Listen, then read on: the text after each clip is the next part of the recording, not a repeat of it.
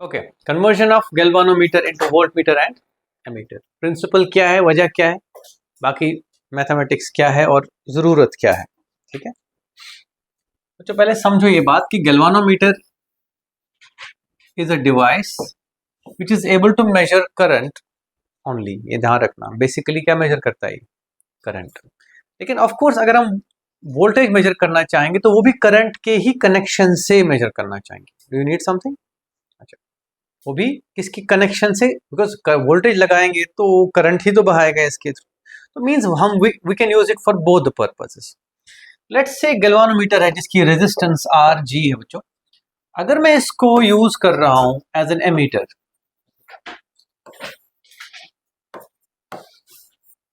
तो जो उम्मीद थी मेरी, बस करो भाई इसके थ्रू अगर करंट आई जा रहा था तो मैं सोच रहा था I should be equal to V by are.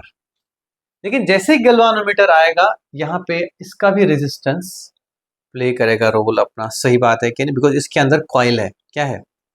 Coil. इसके इसकी अपनी रेजिस्टेंस है, इसलिए वो है, ऐसे दिखाते हैं हम आर जी। एक्चुअल में जो करंट मिलेगा मुझे वो मिलेगा आर प्लस। सही बात है कि नहीं? यस और नो? अब गड़बड़ ये है मेरे बच्चों कि ये बहुत डिफरेंट होगा एक्चुअल से, तो हमें तो गलत रीडिंग मिल गई। चले थे 2 एम्पियर मेजर करनी, मिल रही है 1.5 एम्पियर। तो करें क्या?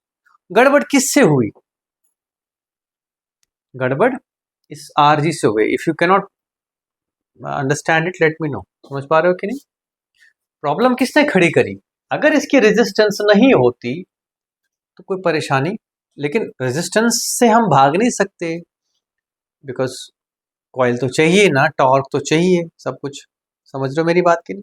ठीक है, इस वजह से हम क्या करते हैं, इसकी हम इफेक्टिवली रेजिस्टेंस कम करते हैं by using a parallel resistance known as shunt.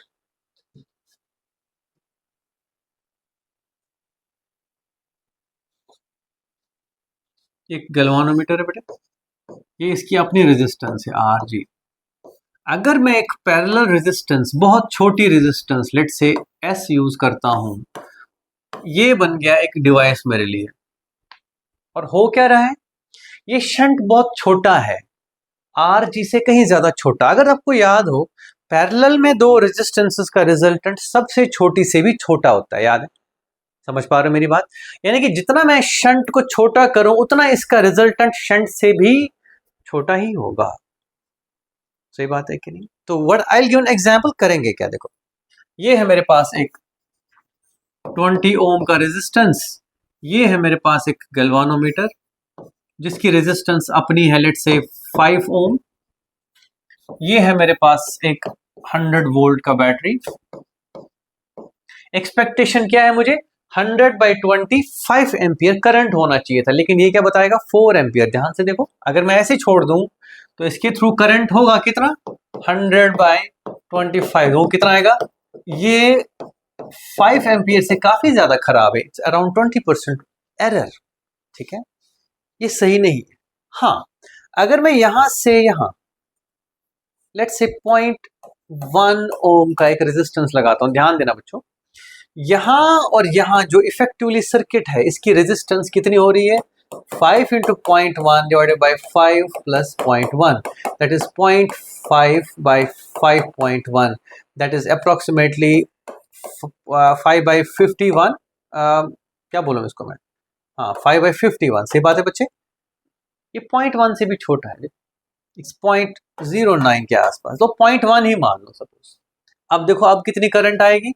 100 divided by 20.1, this is approximately 5 ampere. सही बात है कि नहीं? किया क्या हमने?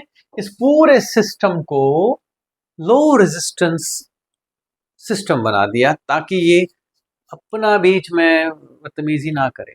समझ गए कि नहीं? अपनी रेजिस्टेंस का असर ना डाल सके। ये एक नजर है इसको देखने की। मेरी बात समझ पा रहे हो कि नहीं सुबीर बेटे? कॉन्सेप्ट समझ आ रहा है सारे बच्चों को? है ना? दूसरा तरीका एक और देखने का है इसको, वो है कि यहां से जो भी करंट आ रहा है उसको लो रेजिस्टेंस पाथ से बाईपास कर दो। इसके थ्रू थोड़ी सी करंट जाने दो और मेजर कर लो। सही बात है कि नहीं। ये दूसरा इसका आई वुड से इसका फायदा है। ये उससे क्या होता है कि हम गैल्वानोमीटर को थोड़ी सी करंट के लिए डिजाइन कर सकते हैं। मेजर हम पूरी करंट करेंगे, लेकिन टेस्टिंग के लिए थोड़ी सी करंट। गैल्वानोमीटर का साइज छोटा रहेगा इस वजह से। नहीं तो 5 एम्पियर करंट बना मेजर करने के लिए हो सकता है हमें गैल्वानोमीटर बहुत बड़ा बनाना पड़े, बिकॉज गैल्वानोमीटर का अपना ही सर्किट खराब होगा। उसमें अगर थोड़ी सी वायर रही तो हो सकता है वो 5 एम्पियर करंट से जल ही जाए। आपको हो सकता है बड़ा सा सूटकेस जितना गैल्वानोमीटर लेके घूमना पड़े। समझ रहे हो मेरी बात की नहीं। So it's not easy to design galvanometers for large currents. It's much easier to design them for small currents. ठीक है कि नहीं। लेकिन ये मैं समझा रहा हूँ कि ये फायदा क्या है हमको। एक फायदा ये है कि जो मेजर चीज है, जो जो मेन इंपॉर्टेंट पॉइंट है वो ये है कि इसकी रेजिस्टेंस इतनी कम हो कि ओवरऑल सिस्टम में इंटरफेरेंस ना करे। वही वाली बात है, सपोज आपके पास एक बंदा है जो मिठाई का टेस्ट बताने के लिए बैठा है दुकान पे, और पता चला वो दुकान पे खुद ही खा रहा है ज्यादा अमाउंट। ठीक है, मान लो वो 30% मिठाई खा रहा है, तो आप बोलोगे कि भाई तू रहने दे, टेस्ट पता करना, तो रहने चला जाए यहाँ से, तो नुकसान पे लगा हुआ है। That's the. अगर हमें 5 एम्पियर मेजर करना, उसमें से अगर इसने 2 एम्पियर का एरर क्रिएट कर दिया तो बचा क्या फिर। That's why we need to ensure what, sorry ये वोल्टेज कह रहा था मैंने कुछ गड़बड़ की नहीं। ठीक है, ठीक, करंट ही मेजर कर 5 एम्पियर मेजर करना था और 1.5-2 एम्पियर का एरर बता रहा है, तो कैसा रहेगा, अच्छा लगेगा। ऐसा इंस्ट्रूमेंट किस काम का। So to minimize this effect, what we do is we associate a shunt resistance to it, which helps reduce the overall resistance of this assembly. That means circuit में आपने बहुत बड़ा resistance add नहीं किया, with the result disturbance नहीं होगी। अनन्या बेटे clear है, समझ गए शंट का क्या मतलब है। क्योंकि सारा का सारा करंट इसके थ्रू ही जाना चाहिए था, हम एक बाईपास लगा देते हैं यहाँ पे, which helps to do what, to allow very small amount of current pass through the galvanometer resistance, thereby not changing the overall current। Clear है कि नहीं। आप ऐसे कह सकते हो कि इस पूरे गैल्वानोमीटर असेंबली के साथ जो ये शंट लगाया हमने, इसकी रेजिस्टेंस इफेक्टिवली बहुत कम है, जो कि हमें क्या अलाउ करता है कि सर्किट की जो रेजिस्टेंस है वो ऑलमोस्ट इतनी ही बची रहे। क्लियर है कि नहीं। इस पूरे असेंबली को बोलते हैं बच्चों एमीटर। क्या बोलते हैं, समझ गए मेरी बात की नहीं। ओके, तो ये नोट कर लेना।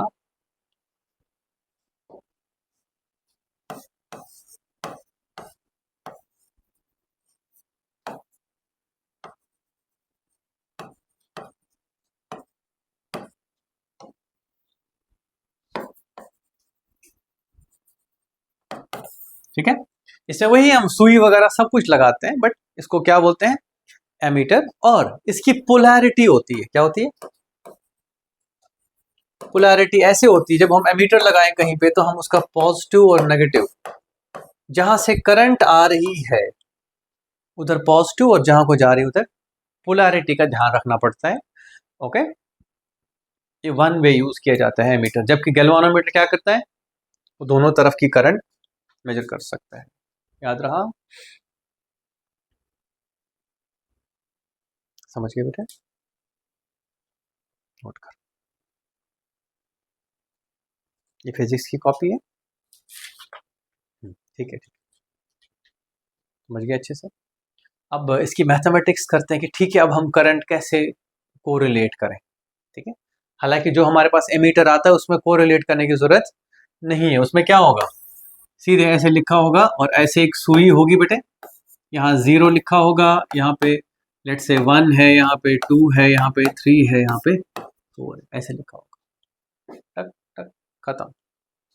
0 से इधर नहीं, जबकि गैल्वानोमीटर में 0 से लेफ्ट भी 0 से राइट। ये एडजस्ट किया जाता है, इसे डिजाइन थिंग, इसमें परेशान मत हो, ये मत सोचना ये कुछ और है, ये भी सेम ही है। बट गैल्वानोमीटर ऐसे रखा जाता है, ऐसे डिजाइन किया जाता है, इसका जो जो घड़ी है इसकी डायल है इसका, कि हमें 0 से आगे वन वे रीडिंग। क्लियर है कि नहीं, समझ गए कि नहीं। Any questions in mind Ananya बेटे। ठीक है, अब इसकी मैथमेटिक्स करें, समझ आया। 2 आउटकम्स हैं, पहला एक तो ये सर्किट में रेजिस्टेंस घटा देता है। गैल्वानोमीटर सिस्टम का ओवरऑल एमीटर का जो रेजिस्टेंस है वो बहुत लो होना चाहिए, गैल्वानोमीटर का ऐसा कोई नेसेसिटी नहीं। ठीक है, ओके बेटे। तो गैल्वानोमीटर हम बहुत कम करंट्स के लिए बनाते हैं, बहुत छोटी छोटी करंट्स के लिए। दिक्कत दूसरी ये है कि जब छोटी करंट के लिए बनाया, अब अगर आप इसको बड़े सर्किट में रखोगे जहां करंट वॉल्यूम बहुत ज्यादा है, तो ये तो जल जाएगा, खत्म हो जाएगा। आप लगा रहे हो गैल्वानोमीटर, फुस एकदम आग लग रही है, धुआं निकल रहा है। That's why we need to understand this. दो चीजें, इंपॉर्टेंट चीजें, ओके। तो इसको मैं बाईपास बोलता हूँ। क्या बोलता हूँ इसको? You are allowing a low resistance bypass, कि ठीक है मेजर करंट में से सबका मैक्सिमम पोर्शन यहां से निकल जाए बिना किसी डिस्टर्बेंस के, थोड़ा सा इधर को आ जाए, उससे हम रीडिंग लेंगे। फिर कनेक्ट कैसे करेंगे वो बता देता हूँ, ठीक है। सुबीर समझ आया कि नहीं? मैंने ज्यादा घुमाया तो नहीं, अच्छे से समझ आया चीज को, ठीक है। Okay, so emitter for us is nothing but a galvanometer with a shunt resistance, with low resistance galvanometer with necessary changes. अब देखो सपोज यहां से करंट I आ रहा है, हमें I मेजर करना था, तो ये शंट रेजिस्टेंस है और ये गैल्वानोमीटर के रेजिस्टेंस है RG, राइट। और यहां से IG भाग रहा है, तो यहां से कितना जाएगा as per Kirchhoff's law? I minus IG, ठीक है कि नहीं? यहां से यहां से भी जाएगी करंट, जो मेजर करंट होगी, और थोड़ी सी करंट यहां से, जिसको हम क्या बोलेंगे? IG is the current responsible for the deflection. समझ गए कि नहीं? ओके।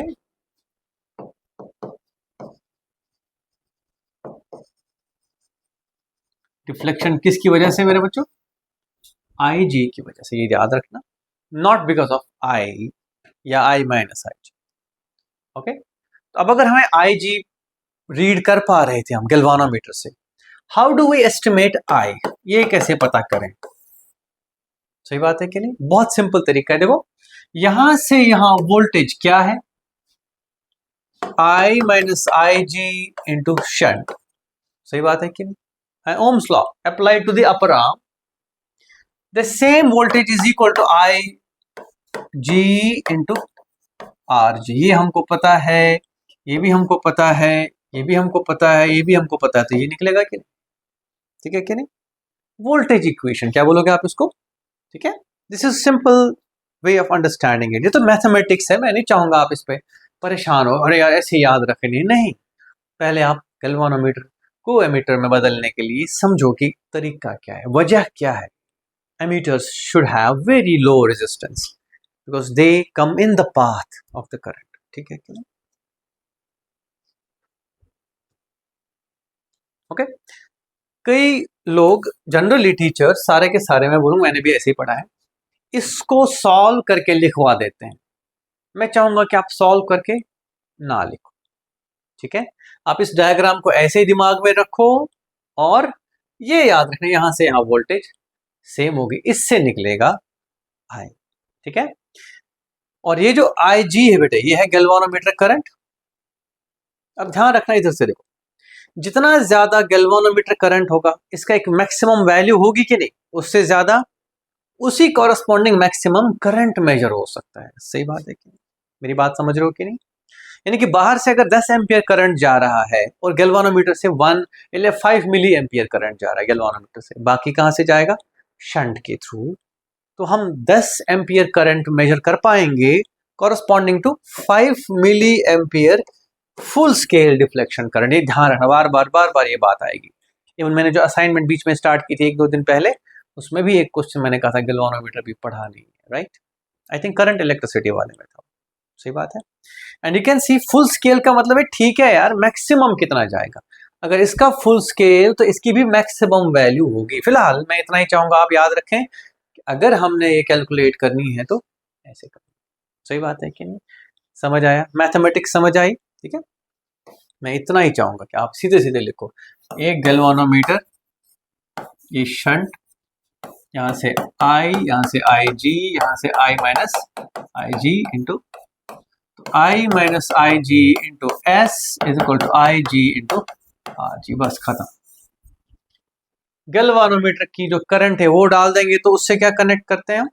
ऐसा नहीं है कि आम आदमी को बोलते हैं लो जी गैल्वानोमीटर करंट है, अब आप यूज कर लेना फॉर्मूला में। नहीं, हम इसका डायल ऐसे ही डिजाइन करते हैं कि यहाँ जो सर्किट करंट है वही रीड हो। सपोज 3 एम्पियर है तो 3 एम्पियर है, भले ही गैल्वानोमीटर के थ्रू 0.5 एम्पियर मिली एम्पियर जा रहा हो तो क्या हो, हमें उससे मतलब नहीं है। हमें एक बंदे को उसका एमीटर देना है, हमें थोड़ी मतलब है गैल्वानोमीटर क्या कर रहा है, वो तो हमारे लिए, ठीक है। वो हम ग्रेजुएशन इसकी वैसे करेंगे, कैलिब्रेशन ऐसे करेंगे कि यहाँ बंदा 3 एम्पियर बोल रहा है, आम इंसान क्या बोल रहा है 3 एम्पियर, लेकिन हमें पता है कि गैल्वानोमीटर के थ्रू 3 मिली एम्पियर गया। That's important. हमें ये पता है कि 3 मिली एम्पियर गया गैल्वानोमीटर में, लेकिन हम यहाँ लिखेंगे क्या डायल पे 3 एम्पियर। गैल्वानोमीटर के थ्रू 6 मिली एम्पियर गया, यहाँ पे क्या लिखूंगा मैं 6 एम्पियर। हालांकि ऐसा हुआ नहीं होगा, 6 एम्पियर गैल्वानोमीटर के थ्रू नहीं जा रहा है, उसमें से मेजर पोर्शन शंट के थ्रू क्रॉस हो रहा है, ठीक है कि नहीं, लेकिन कनेक्ट ऐसे किया जाता है, ठीक है। तो जैसे ऐसे लिखोगे आप I into S is equal to I G R G plus S, तो आई लिख सकते हो आप I G into R G plus S divided by S, ठीक है। ऐसे लिखना है तो ऐसे लिख दो, मैं मना नहीं कर रहा, but my favourite way is this. इससे ज्यादा बर्डन हो जाता है, फॉर्मूला हो जाता है, ये रटने की बात हो जाती है। As much as possible this is the fundamental principle governing the outcome, ठीक है कि नहीं। आप नोट कर सकते हो इसको, और एक क्वेश्चन करते हैं पहले एमीटर पे।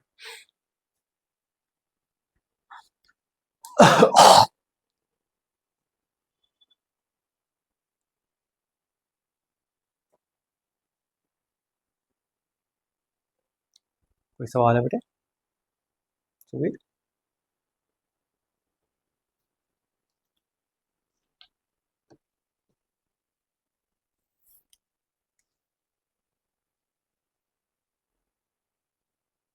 कर लिया? हो गया बेटे? Okay, the full scale deflection current for a galvanometer is, let's say, 10 milliampere। मतलब कि मैक्सिमम एक साइड को ये 10 मिली एम्पियर करंट ही झेल सकते, इससे ज्यादा नहीं। If a circuit current of 5 ampere is to be measured, what is the shunt used? Given Rg is equal to, let's say, 50 ohm। कितना है? 50 ओम का गैल्वानोमीटर है, उसमें से मैक्सिमम करंट कितना भेजोगे, तो मैक्सिमम हमें शंट कितना यूज करना पड़ेगा अगर हमें 5 एम्पियर का मैक्सिमम करंट मेजर करना है। 0 भी हो सकता है, 1 भी हो सकता है, 2 भी, लेकिन मैक्सिमम करंट मेजरेबल कितना है 5 एम्पियर के सर्किट में 5 एम्पियर का मैक्सिमम करंट आ सकता है। तो मेजर करना हो तो गैल्वानोमीटर में कैसे करेंगे? इज इट नॉट विजिबल बेटे? ब्राइट कर दूं? अच्छा, आई थिंक हो सकता है ब्राइट थोड़ा सा और, जस्ट अ मोमेंट। बेटर, ठीक है। तो बस इतना ही हमको पता ही है, मैं मेरी नजर में बच्चों प्लीज, है ना, आई विल प्रेफर दिस। तो ये है I माइनस आई जी, और ये है आई जी। आई जी कितना है 10 मिली एम्पियर, और I माइनस आई जी कितना होगा 5 माइनस 10 मिली एम्पियर, 5 एम्पियर, याद रखना ये चीज। मैं कहूंगा I minus I G into shunt which is unknown is equal to I G into R G which is known to us. बात खत्म। I minus I is 5 in this case, sorry, हमें 5 major करना है, 5000 milli ampere हो गया, minus 10 milliampere into shunt, ये ध्यान रखना ये मिली एम्पियर है यहाँ पे बच्चे, that is equal to I G is 10 milliampere बेटे into R G which is 50। तो मिली एम्पियर का कोई मसला नहीं है, ठीक है। तो वो मेरा जिगरी, it is 500 divided by 5010, right? ओ नहीं, 49 समथिंग, 4990 है ना।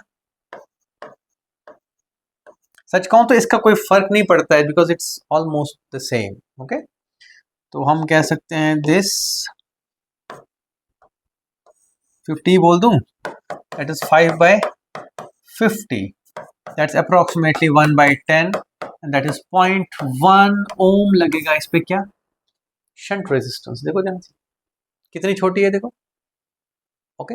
इससे क्या हुआ क्या, लेकिन समझो, यहां से कितना एम्पियर, 5 एम्पियर करंट में से सिर्फ इधर को 10 मिली एम्पियर गया, बाकी सारा का सारा कहां से जाएगा, यानी कि इतना 4990 मिली एम्पियर सब का सब यहां से जाता है बिना किसी छेड़छाड़। ठीक है कि नहीं? ओके, फुल स्केल रिफ्लेक्शन का ये मीनिंग।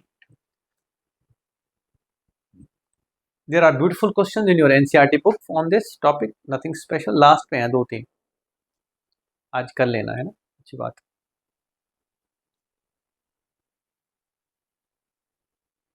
मजा है, ठीक है। कृतिका क्या बात है, टफ लगा? सच बताओ मुझे, सच में टफ लगा? नहीं, ठीक। दिस इज योर एमीटर, ठीक है।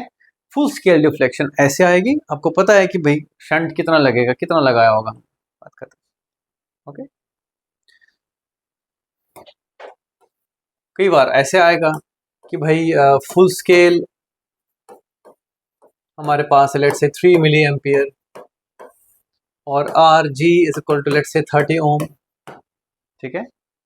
और हमसे पूछा जा रहा है what is the maximum current you can measure if shunt resistance is let's say 0.5 ohm। तो कितनी स्केल करंट आप मेजर कर सकते हो, मैक्सिमम करंट। फिर से I minus I G which is 3 milliampere, मैं मिली एम्पियर्स में ही रख दूंगा फिलहाल, into R into shunt which is 0.5 is equal to I G which is of course 3 milliampere into 30 बेटा। तो I minus 3 into milliamperes में ये सारा का सारा इज इक्वल टू 2 उधर चला जाएगा, 90 इंटू 2 इज 180, ठीक है। तो I is equal to 183 milliampere. लो जी, इट्स अप्रोक्सीमेटली 0.2 एम्पियर आप मेजर कर सकते हो इस गैल्वानोमीटर, ठीक है।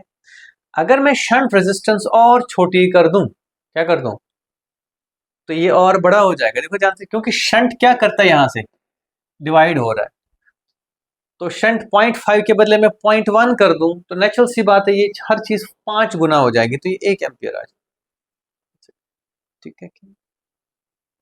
कई तरीके से आपको पूछा जा सकता है, इट्स ऑल अबाउट अंडरस्टैंडिंग कि हो क्या रहा है, भाई रोल क्या है शंट का और कैसे वर्क करता है, ठीक है कि नहीं।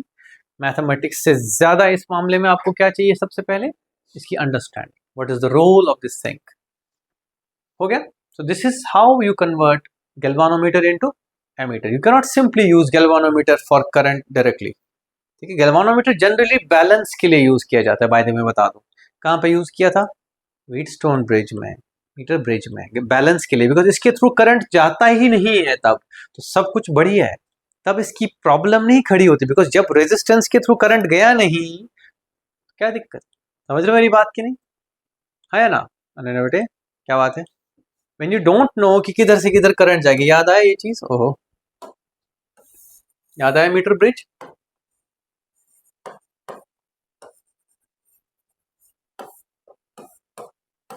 तुम ये आगे पीछे कर, तुमको नहीं पता कि करंट यहां से यहां जाएगा, यहां से यहां, तो you need such an instrument जो कि दोनों तरफ की डिफ्लेक्शन बता सके। एट द सेम टाइम जब बैलेंस होता है तो करंट क्या हो जाता है, zero. It is a very good instrument to detect that, because इस टाइम पे यहां से कोई करंट नहीं जा रहा है, तो इसके आर जी का असर नहीं आता। आर जी का असर तभी है जिस तरह से internal resistance of a cell is activated only when there is current in the circuit, otherwise कोई इशू नहीं, ठीक है कि नहीं। सो वेरी क्लियर है, कुछ तो सोच रहे हो बेटे, कोई दिक्कत। Okay, the next is converting it into volt metre. अगर एक रेजिस्टेंस है जिसके थ्रू हमने वोल्टेज पता करनी है, जिसके अक्रॉस, तो हम वोल्ट मीटर यहां से यहां कनेक्ट करते हैं। क्या करते हैं, यहां से यहां connect. Let's do one thing, let's say हमारे पास वोल्ट मीटर नहीं है, हम गैल्वानोमीटर सीधे लगा देते हैं।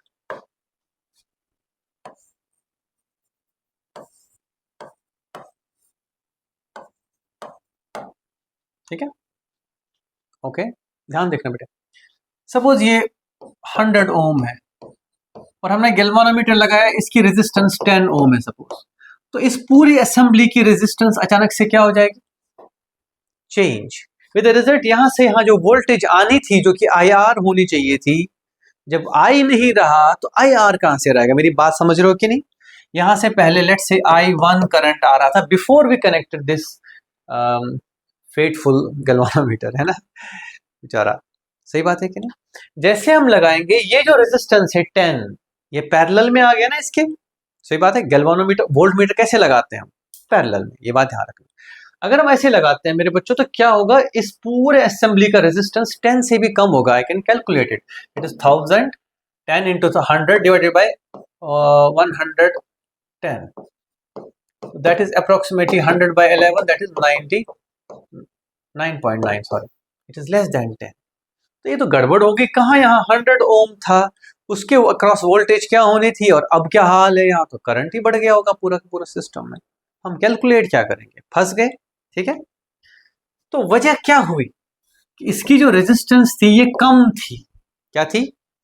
इसने करंट ज्यादा ड्रॉ किया। समझ रहे हो मेरी बात की नहीं? हम अगर ये चीज रोकना चाहें, listen listen, you are not listening, है ना। अगर हम ये चीज रोकना चाहें कि ये करंट ना ड्रॉ करे तो कैसे करेंगे बताओ? इसको रेजिस्टेंस बढ़ा दी जाए यहां से, कि यहां से बहुत सारा करंट ना जाए। ठीक है कि that's the key here. Problem समझो। देखो प्रॉब्लम का सोल्यूशन है ये। ठीक है। प्रॉब्लम ये है कि हम लगा देते गैल्वानोमीटर, उसने करंट एक्स्ट्रा एक्सेसिव ड्रॉ कर दिया नॉर्मल से। ठीक है कि नहीं? उसने पूरा का पूरा सर्किट बिगाड़ दिया, सर्किट में इंटरफेरेंस कर दी। तो हम चाहते हैं कि ये इंटरफेरेंस ना करे, ये अपना करंट ना ड्रॉ करे बहुत ज्यादा।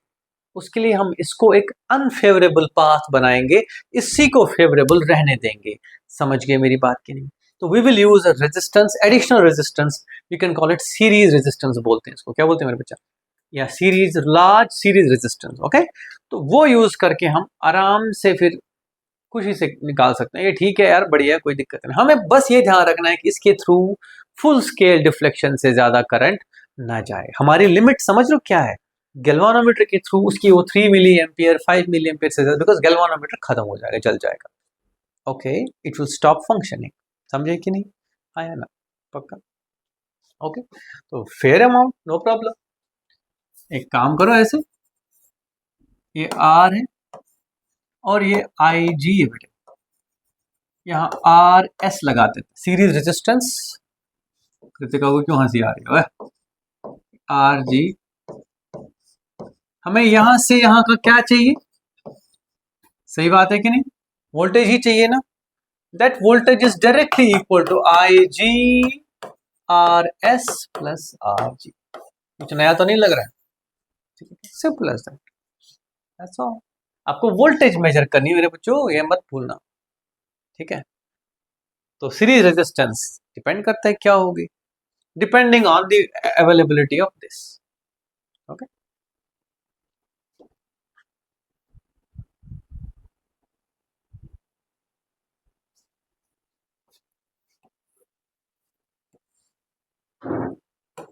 हमें अब करंट नहीं चाहिए तो घबराना नहीं। ओके। तो ये वोल्ट मीटर है, इसमें भी वोल्ट मीटर जब बताए तो पॉजिटिव वाला साइड इस तरफ को लगाएंगे और नेगेटिव वाला साइड ध्यान रखना। ओके। वोल्ट मीटर के अंदर क्या क्या होता है समझते हो ना? It is nothing but a galvanometer modified of course with a large resistance in series to protect higher amount of current through the galvanometer के थ्रू करंट नहीं भेजना है, वो पाथ ही नहीं है, वो एक टेस्ट इक्विपमेंट, उसको टेस्ट करना, टेस्ट के साथ साथ टेस्ट करना। तो अगर किसी को मिठाई टेस्ट करनी है तो कैसे करनी है? वो थोड़ा सा लेगा, है ना, पता चला वो खुद ही खा रहा है सारा का सारा। क्यों बेटे? सही कह रहा हूँ कि नहीं? ऐसा करती हो तुम? ठीक है, तुम भी ऐसा करती हो? तुम करते हो ऐसा कि टेस्ट करने के नाम पे सारा ही निपटा दिया? सही कि नहीं? चलो ठीक है, आज बहुत सारे लोगों की चोरियां समझ आ गई मुझे यहाँ। 30% चोर। चलो ठीक है मेरे बच्चों। ओके। तो इसके लिए भी एक क्वेश्चन करें, चलेगा कि नहीं? अनन्या नहीं करती है मिठाई टेस्ट? मिठाई नहीं खाती हो तुम, फिर बांटती हो? अच्छा ठीक है, लो बेटा। लेट्स से गैल्वानोमीटर है जिसकी फुल स्केल डिफ्लेक्शन 5 मिली एम्पियर। मेरी बात समझ पा रहे हैं? इसका क्या मतलब है? This is the maximum allowed current. इससे कम भी है लेकिन इससे ज्यादा हम अक्सर गैल्वानोमीटर की एक रेंज रखते हैं। That's it. इसकी आर जी है मेरे बच्चों, लेट से 50 ओम। ओके, और क्या बचा, हमें एक वोल्टेज मेजर करनी है 300 वोल्ट। तो खुद सोचो, ये 300 वोल्ट बेचारा इस पे लगा दिया जाए तो क्या हो जाएगा, सोचो सोचो, जस्ट इमेजिन, इमेजिन, देखो देखो देखो, अगर मैं 300 वोल्ट इस गैल्वानोमीटर पे लगा दूं जिसका 50 है, तो मेरे बच्चे इसके थ्रू 6 एम्पियर यानी कि 6000 मिली एम्पियर, मुझे बताओ क्या बचेगा यहाँ पे, आग ही आग, ठीक है कि नहीं? So we don't do that, what do we do is something else. ध्यान रखें, इसकी मीनिंग समझनी है कि क्या होगा अगर हम सीधे यूज करें। आपके मन में होना चाहिए सवाल, यार जरूरत क्या है यार, मतलब रेजिस्टेंस लगा रहे हो ऐसे तंग कर रहे हो, है ना, जरूरत क्या है, सीधे लगा दो, क्या परेशानी है, मेजर ही तो करना है, दैट्स द प्रॉब्लम। तो बेटे हमसे पूछ रहा है कि कितना सीरीज रेजिस्टेंस लगाओगे, ठीक है जी, हमारे पास 300 वोल्ट लगना है total, that should be equal to I which is 5 into 10 raised power minus 3 ampere, this is I G into R G plus R series. इसको यहां ले आओगे बेटे तो ये हो जाएगा 300 इंटू 1000 डिवाइडेड बाई 5, ये समझ गए क्या किया मैंने, 10 raised power minus 3 becomes 10 raised power 3 minus is equal to 50 plus R S. मैं ना कई बार स्टेप ज्यादा कर देता हूं तो बच्चे परेशान होते हैं। तो 5 6 30 6, ध्यान से देखो, इट इज 60,000 कितना माइनस 50, सच कहो ना, इसकी क्या क्या बिसात है इसकी यहाँ पे, है ना, क्या लेवल है इसका, 50 और कहाँ 60,000, let's drop it, it doesn't even matter, मैं सच कहूँ तो it's equal to R S approximately.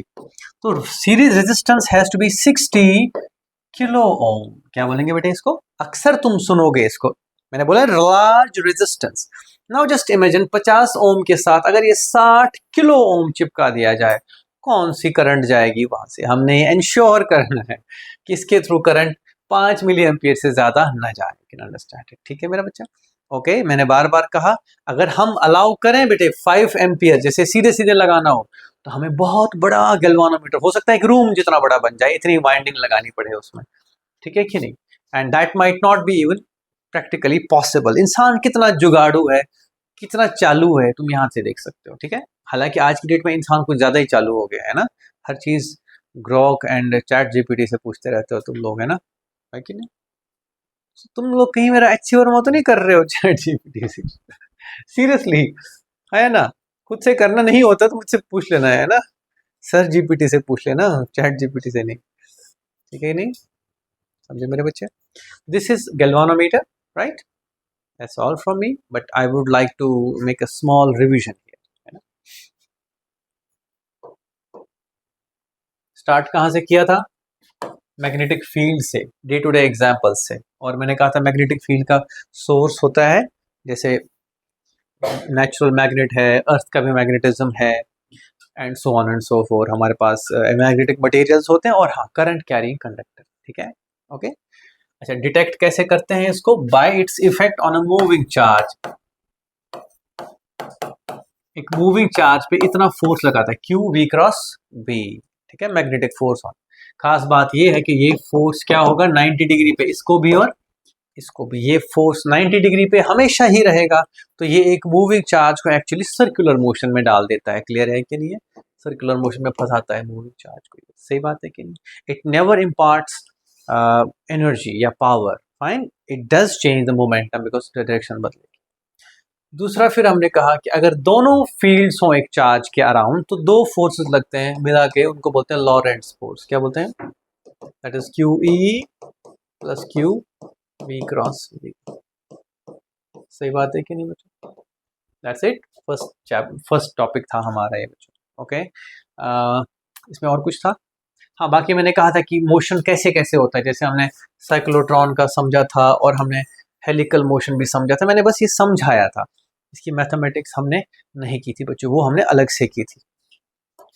फिर हमने बोला कि ठीक है, ये तो हो गया force on a charge, can it exert force on a conductor, obviously it can, और कितना होता है वो force, I D L cross B, बच्चों यहाँ पे मैंने इंट्रोड्यूस किया था करंट एलिमेंट का कॉन्सेप्ट, ठीक है कि नहीं, ओके। और ये था D F, by the way, my bad.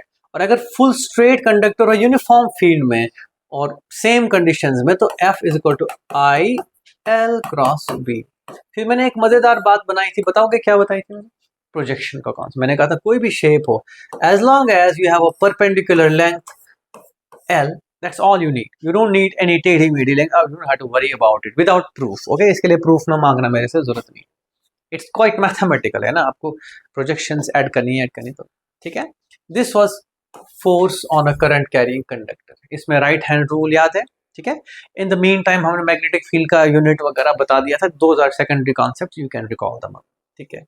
मैं इसकी जो मेन जो इसका जो कंकाल है, एक तरह से जो क्या बोले उसको, क्या बोलते हैं यार उसको, इंटरनल जो बेसिक स्ट्रक्चर है ये,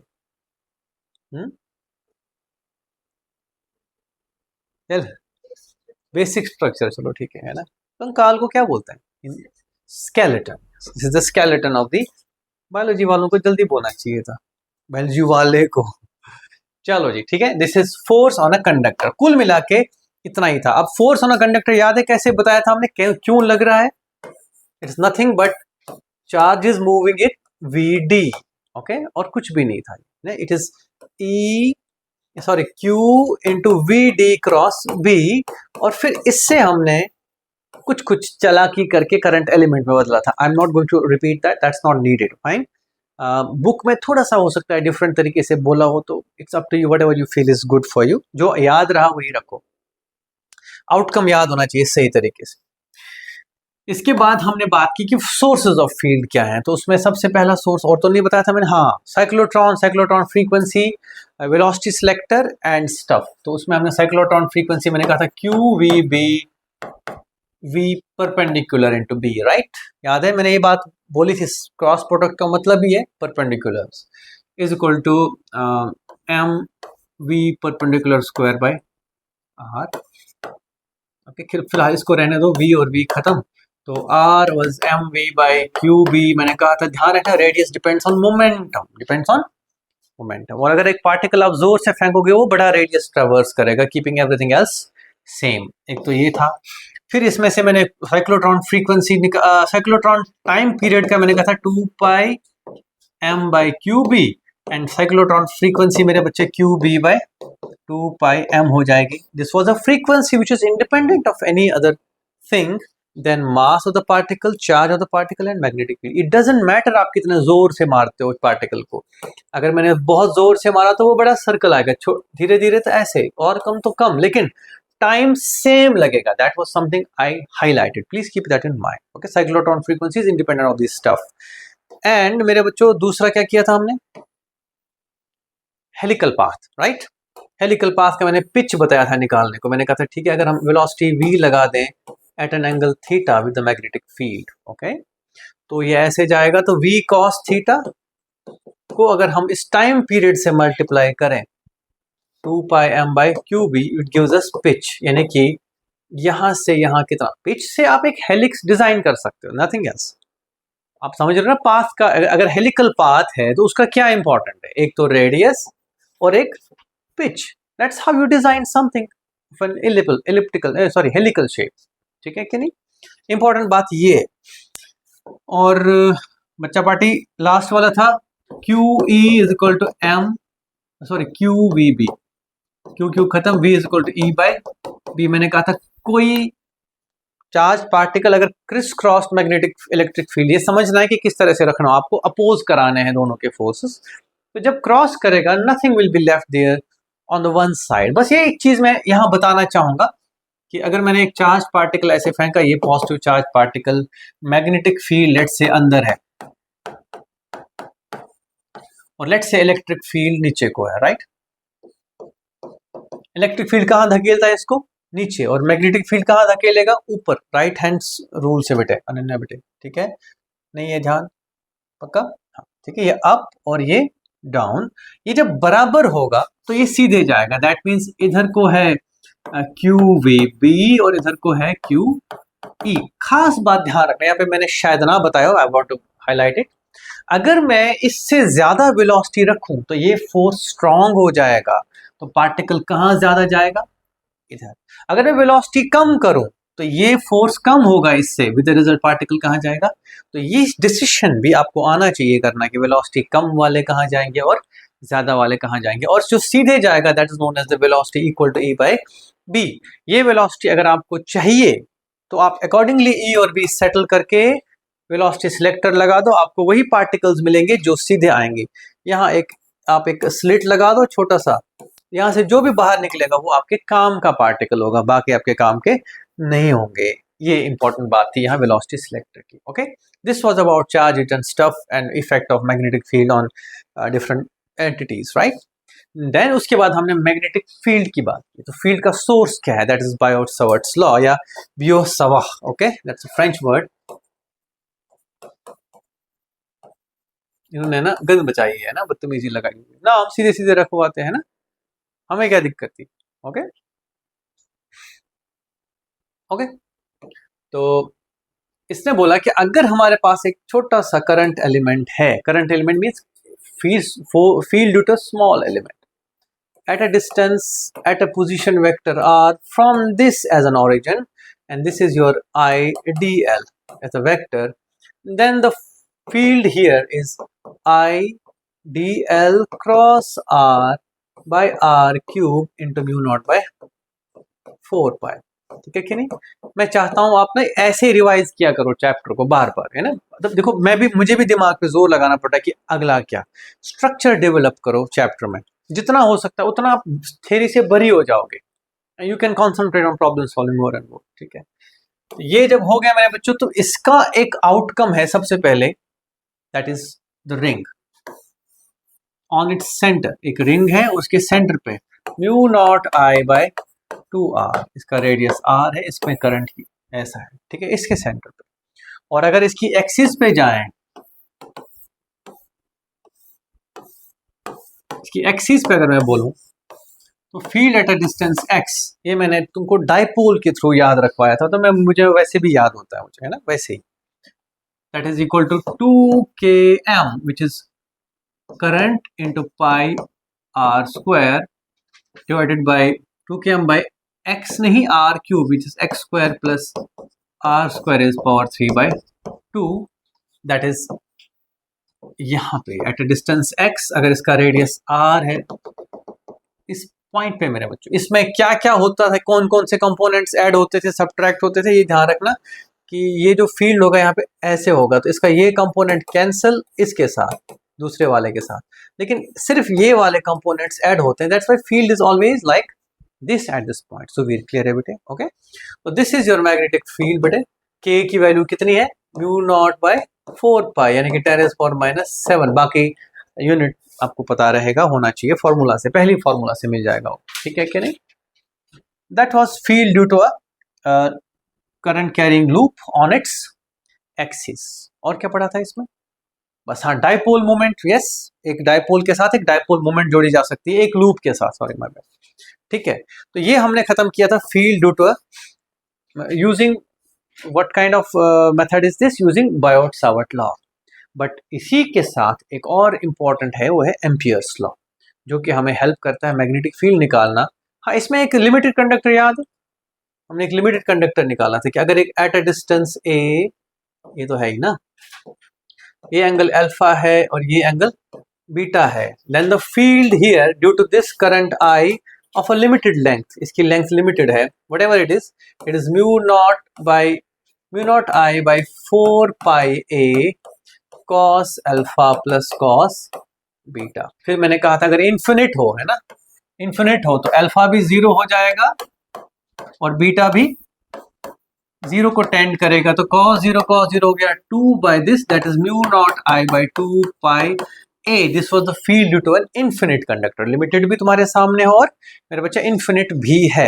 एक और चीज देखो, अगर अल्फा ये ना हो, ये दिया हो अल्फा बीटा, तो आप यहाँ साइन यूज कर सकते, बिकॉज वो complementary angles, simple as that. ठीक है कि नहीं। ओके, तो ये था infinite conductor using Biot Savart law again. फिर हम एम्पियर्स लॉ पे आ गए, उसमें हमने सबसे पहले क्या सीखा, लाइन इंटीग्रल का मतलब। ठीक है कि नहीं।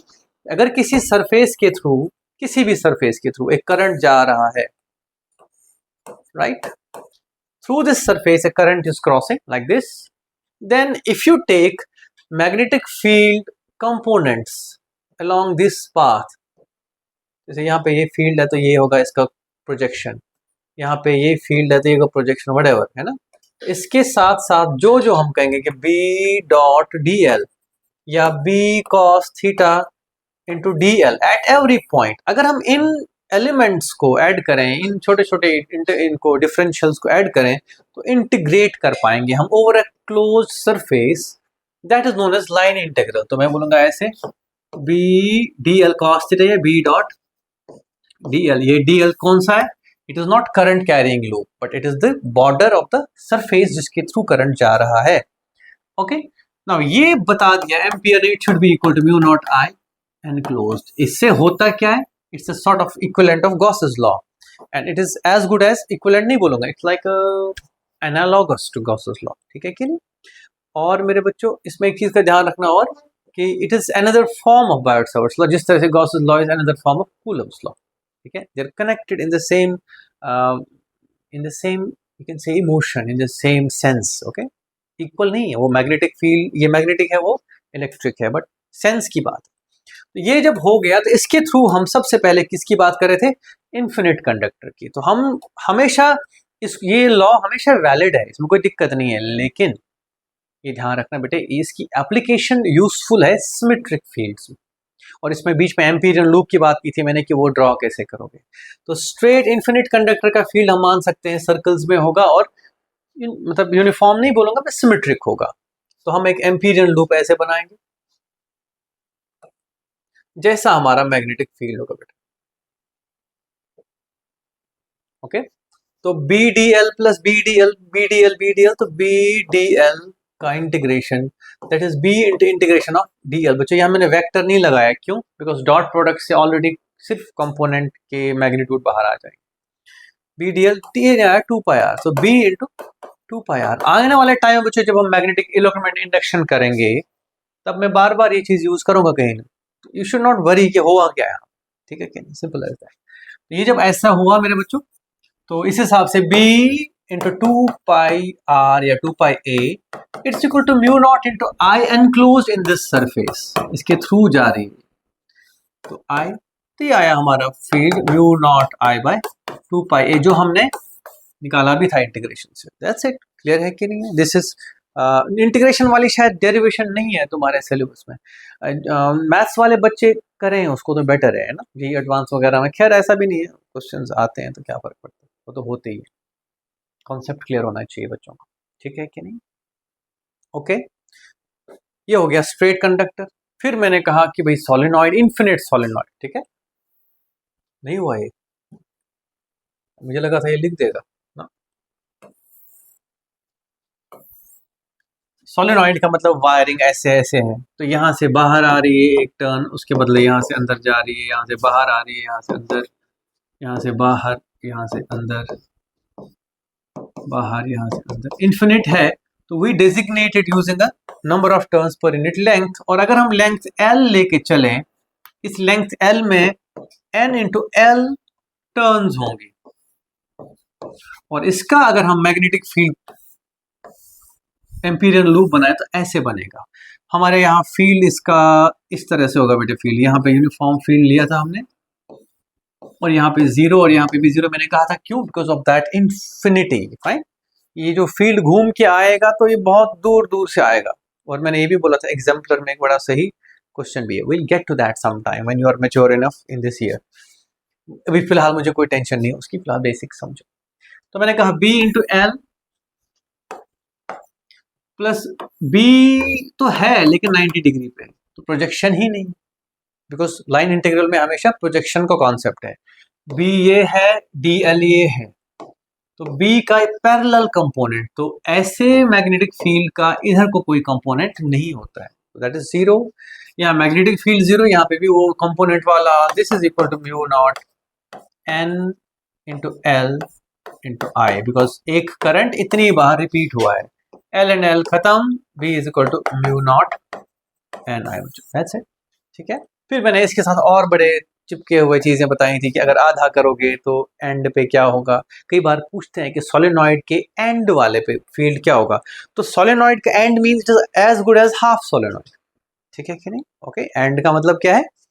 दैट मींस सोलेनॉइड के जो एकदम एंड पे अगर कोई फील्ड पूछे तुमसे तो कितना होगा? म्यू नॉट एन आई का हाफ, बिकॉज अगर हम आधे सोलेनॉइड को एक बार फिर से जोड़ें तो हमारे पास फुल सोलेनॉइड मिलता है जिसका म्यू नॉट एन आई होता है, ओवरलैप, सुपरपोजिशन, ठीक है क्या नहीं। इसी तरह से टोरॉइड का देखा हमने बेटे, टोरॉइड ऐसी चीज होती है,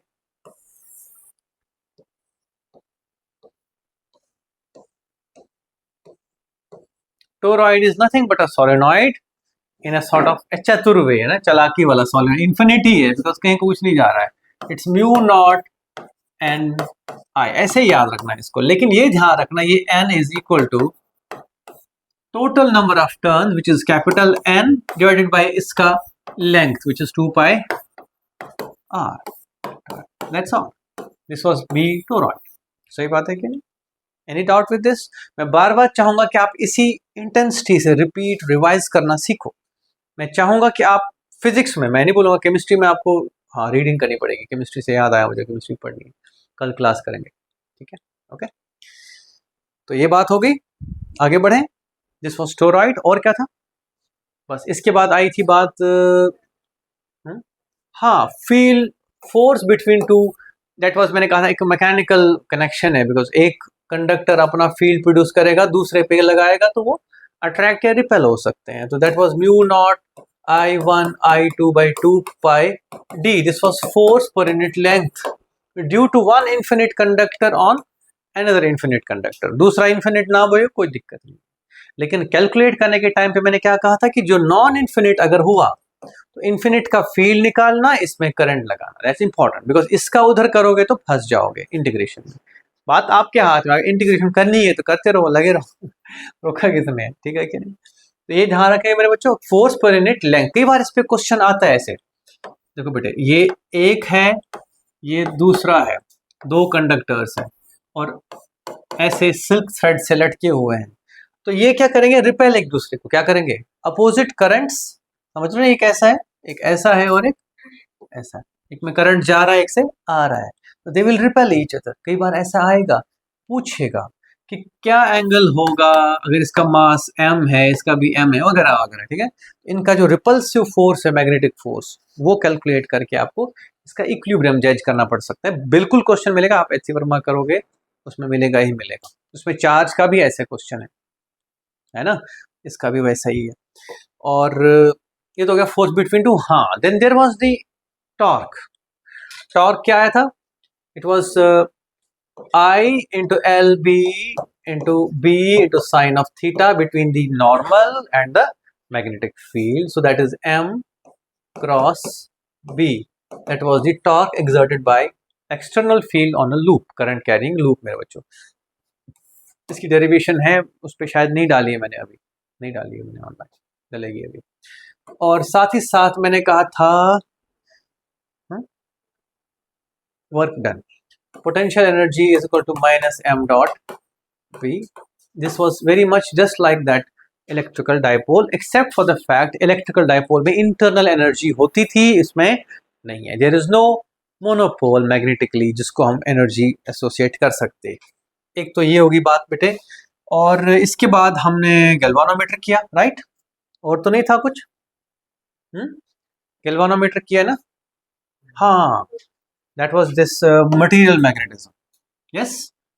तो उसमें बस इतना ही कहा मैंने कि भाई जो उसका मैग्नेटिक मोमेंट है उसको हमने म्यू एल से, that's equal to gyromagnetic ratio, that is q by 2m into angular momentum of the particle. अब अगर इलेक्ट्रॉन की बात करें तो angular momentum is quantised, so is angular magnetic moment, right, this is due to angular momentum, this is orbital magnetic moment, okay.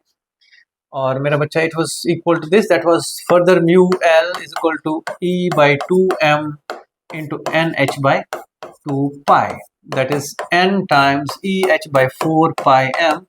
This is a Bohr magnet, and कितनी value थी, 9.27 into 10 power minus 24, याद रहेगी, ठीक है कि नहीं। और इसको बोर मैग्नेटम बोलते हैं। एक बोर मैग्नेटम हर इलेक्ट्रॉन के साथ अपना स्पिन मैग्नेटिक मोमेंट होता है, जो कि गलत समझने की जरूरत नहीं है, वो स्पिन की वजह से नहीं है। मैंने बार बार कहा था, मैं चाहता हूं कि आप इलेक्ट्रॉन की नेचर पे शक करना स्टार्ट करें, ठीक है कि नहीं। इट्स नो मोर पार्टिकल जो कि आप इजीली डील कर सको, कि जैसे अक्सर मैंने देखा है कुछ बंदे बोलते हैं कि भाई इलेक्ट्रॉन आएगा, सरफेस से टकरा के निकल जाएगा, जैसे एक बॉल आती है निकल जाती है, ऐसा कुछ भी नहीं है। Electron is highly mysterious particle और वट एवर इट इज, ठीक है कि नहीं। We shall study that in the coming times. अलबत्ता इसमें इनहेरेंटली कुछ है, इसमें मैग्नेटिज्म है जो कि रिस्पॉन्सिबल होता है, आयरन है या जो भी मैग्नेटिक मटेरियल्स हैं उनके मैग्नेटिक प्रॉपर्टीज के लिए। ओके, समझ गए कि नहीं? डन। तो दिस वाज अबाउट इलेक्ट्रॉन। और मैंने कहा था कि अगर ये चार्ज एटम का पार्ट ना हो तो then you can think of it as some sort of continuous angular momentum and continuous magnetic moment. लेकिन अगर electron is a part of atom, everything is quantized, everything becomes packetized, इसलिए NH/2 पाया गया। And आज हमने फिर हमने galvanometer कल ही किया था, तो मैंने कहा था यार ठीक है यार, इस पे जो टॉर्क लगेगा वो था mu cross B, that is mu B sine theta. Sine theta मैंने कहा था 90 डिग्री हमेशा रहता है, उसके लिए रेडियल मैग्नेटिक फील्ड इस्तेमाल करते हैं। उसके बारे में मैं बताऊंगा अगले चैप्टर के एंड पे, जब हम मैग्नेटिक प्रॉपर्टीज पढ़ेंगे आयरन वगैरह की। फिलहाल इतना समझ लो कि ऐसा कुछ करते हैं हम कि रेडियल मैग्नेटिक फील्ड हो। This is equal to NIA, that is magnetic moment, into magnetic field is equal to K times phi. बस ये बात ध्यान रखना, मैंने करंट को एंगल से कनेक्ट किया। That's how we have generated volt meter. And उसमें भी क्या करते हैं, पुराना जो वोल्ट मीटर है आजकल तो डिजिटल है, चलो कुछ ऑफ कोर्स करंट का हमने कुछ किया होगा जो उसने नंबर लिखना स्टार्ट कर दिया। सही बात है कि नहीं? जुगाड़ है बच्चों ultimately. That was yesterday's topic. आज का तो हमने चलो पढ़ ही लिया कि हमने शंट और इसमें याद है वो sensitivity, current sensitivity is 5/I, voltage sensitivity is 5/V। इसके क्या क्या इफेक्ट्स हैं, कौन कौन सी चीज इफेक्ट डालती है इस पे, वो कर लेना। दिस इज नॉट समथिंग मैं जिस पे जान लुटा हूँ यहाँ पे, you can do it, it's not something special, but याद दिला रहा हूँ, these are the points we need to understand. और बस दैट्स इट। एक चीज बीच में याद भूल गया, जब current force between two conductors था उसमें हमने एम्पियर को डिफाइन किया था। 1 ampere is the current that passes through two conductors with a force per unit length equal to 2 × 10⁻⁷ newton, ठीक है कि नहीं? That was something there and that's all. आज हमने shunt resistance and series resistance के through हमने galvanometer को convert कर दिया ammeter into volt meter. That's it. Volt meter कैसे लगाते हैं, एमीटर कैसे लगाते हैं, ये हमको पता लग चुका है, पोलैरिटी का ध्यान रखते हैं। That's all from me on this chapter बच्चा, as long as theory is concern. ठीक है, आई थिंक 8 लेक्चर्स में पूरा हो गया है, 8-9 लेक्चर्स में। बड़ा चैप्टर है, अच्छी बात है, हमने काफ़ी कम दिनों में इसको करा। आप लोग मुझे बार बार रिवाइज करके दोगे, any derivations we have done उसको करो, कई बार एग्जाम में, स्कूल एग्जाम में आता रहेगा। बी रेडी फॉर थिंग्स, मतलब don't waste time here and there, problems करो साथ साथ। फिलहाल मुझे आप एक काम करके दो, आप एक तो रिवाइज कर दिया हूँ मैंने ऑलमोस्ट मोस्ट ऑफ इट, आप इसकी एग्जाम्पल्स और एक्सरसाइज पे चलो एनसीईआरटी बुक के, ठीक है। और मैं कल से आपको वो वाली एक्सरसाइज, छोटी असाइनमेंट जो है वो करेंगे हम, कॉन्सेप्चुअल असाइनमेंट, उससे थोड़ा सा दिमाग खुलता है आपका। लेकिन आपको इस वाले चैप्टर में, अब आप जो पिछले चैप्टर की वो कर रहे हो उसको रुक जाओ फिलहाल, ठीक है, तो रुक जाओ, पहले एनसीईआरटी करके दो, ठीक है। Thank you, bye bye.